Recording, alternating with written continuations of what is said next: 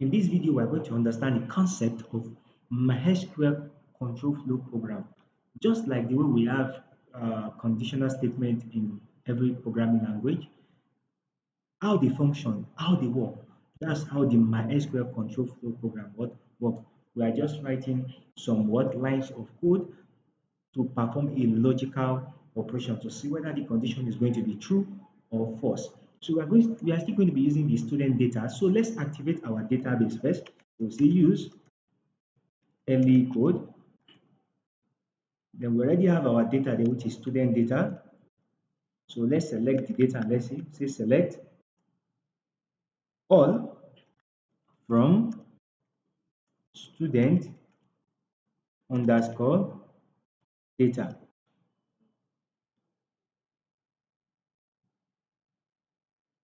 Okay, so the first control flow program we are going to be looking at is the if. So how does the if works? The if is used to check whether a condition is true. If it is true, we have an outcome. If it is not true, we have another what? Outcome. So let's select some part of the table. So we say select sex, age, address, G1, the G1 score, and G2 score from. Then we put the conditional. Then we say if G1 is greater than or equal to 15, return yes. Otherwise, it will return what? No. As a result, from student underscore data. So let's see the outcome. So you can see here we have no, the G1 score is not greater than or equal to 15. We have yes, the G1 here is what? Is 15. So the next one we are going to be looking at is the if null. Now, how does the if null work? So let me put the if null here. Now, the if null does not work the way the if works.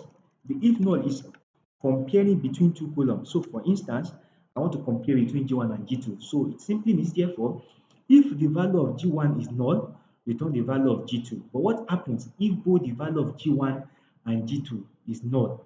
It returns null. But if G1 is not null, it will return that value of what? G1. So let's execute it and let's see. So you can see we have result. Let's scroll down. You see there is no null. So that means there are value is either in both G1 and G what and G2. Okay, so let's look at the third one, which is null if. Null what if. Now this one is the reverse case. Null if simply means return null. If this column G1 and column G2 has the same value, if they have the same value, return null. But if they don't have the same value, return the value of G1. But if G1 is null, return what? G2. So let's run it and let's see. So you can see we have null here. G1 is 5, G2 is also what? 5. Over here we have 5 years because both of them are not the same. They don't have the same value. We have what? 5 as the what? Outcome. Then the last one we are going to look at is the case statement. The last one we are going to look at is the case what? Statement. The case statement is just like writing multiple conditions to check. So I'm going to be using the column of what? I'm going to be using the column of age. Now, if we see, select 16th age, you will notice now I didn't put the table from student underscore data. You'll notice we have what? 16 down to 22. So let's use the age to make an age group. Let's use the to make what? An age group. So we say case case.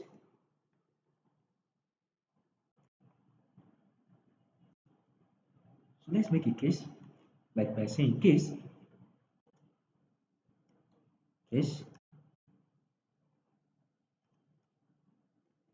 And I come here and I say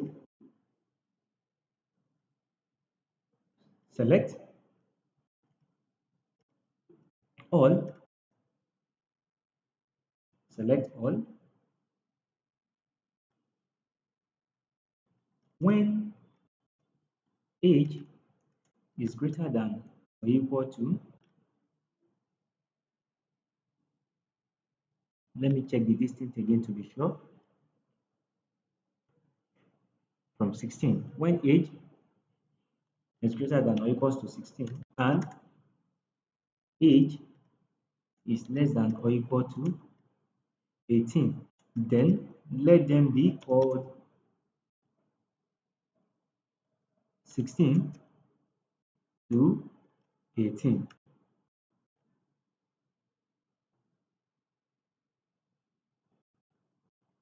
When age is now greater than or equal to 19 and age is less than or equal to 20, then let them be 19 to 20. Else, let them be called 21 above. They will say, and as age group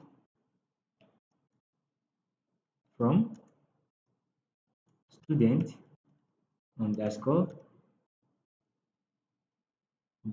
data. So let's see why it's still underlining the case.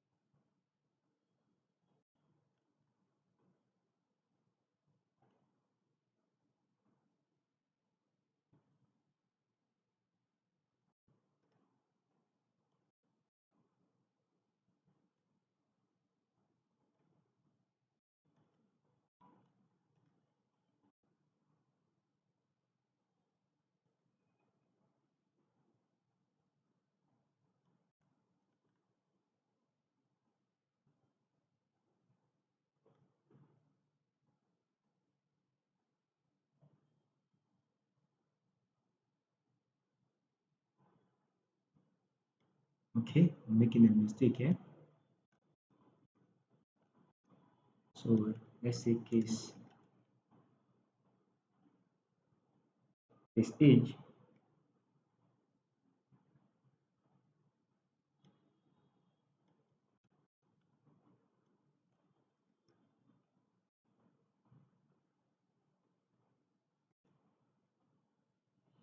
well, the line of code is correct. So let me, I don't know why it's giving an error.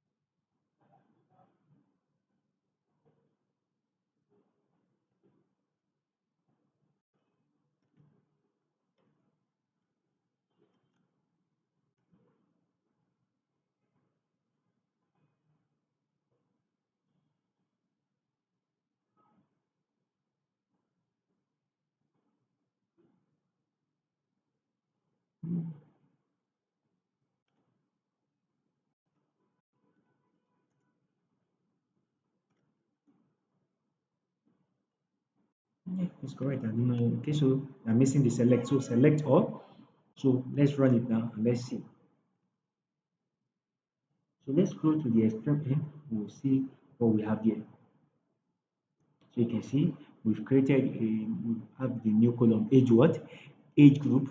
created with the case what? With the case statement.